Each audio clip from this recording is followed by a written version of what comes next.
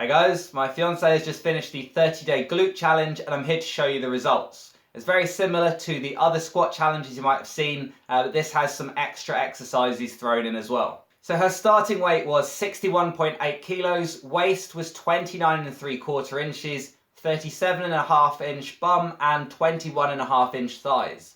After the challenge she took 6 days off to recover, then we measured again. This time she weighed in at 63.2 kilos, waist was down half an inch to 29.25, bum was up by half an inch, and thighs were up 3/4 of an inch. You might be surprised by the weight gain, but muscle weighs more than fat, and if you've seen pictures on the internet of before and after, when you go to the gym and you put on muscle, then you're going to look in better shape. She said all along while she was doing the exercises that while she felt it in her glutes, she also felt it more in her quads, and that explains why the biggest size changes come from her thighs. Personally, I'm quite surprised at how she looks in the pictures given the measurements. You'd think she'd put on 2 or 3 inches. It's possible there's a change in width which makes her bum look much more curvier now. As for the challenge itself, there are 2 pairs of exercises, the first of which is a bodyweight squat with a slightly wider stance and toes at 30 degrees, allowing you to hit the glutes more. Then a hip thrust with the upper back on a bench, sofa or bed. Again, feet wider than hips and toes slightly out. Bring your hips up so the body makes a straight line, squeeze the glutes, then drop back down.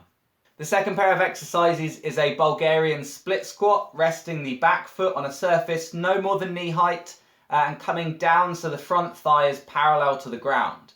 Then a single leg glute bridge, resting one foot again on an exercise bench, sofa or bed. I recommend having the heel of that foot in contact with the surface and pulling the toes up to make sure that you're hitting the back of the legs. Most days involve squats and hip thrusts, starting on day 1 with 60 reps of each and adding 10 reps every time, all the way up to 250 on the final day.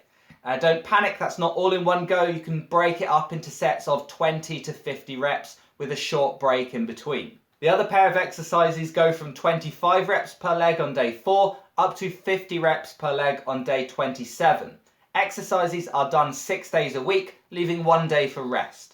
What's really going to help is doing a proper warm-up, including glute activation drills like monster walks, side-lying clams, and banded squats to wake up the muscles that you want to target. A lot of people struggle with glute activation because they sit at a desk for 8 hours a day and the bum goes to sleep, and over time it's actually harder to wake it back up again.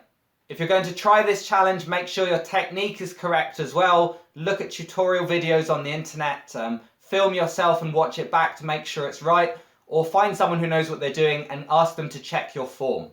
If you compare this to doing 100 squats a day, which over 30 days adds up to 3,000 squats, this program has 3,100 squats, 3,100 hip thrusts, 225 glute bridges, and 225 split squats. So you're doing more than twice as much exercise.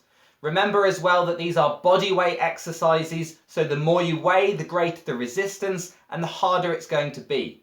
If you don't have access to a gym, then doing a 30-day program like this might be a good way to exercise, but otherwise it's going to be more effective to do the weighted versions of things like squats and hip thrusts in the gym several times a week with a lower number of total reps. If you want a PDF of the program, I've added one over at 9to5strength.com/resources. Thanks for watching.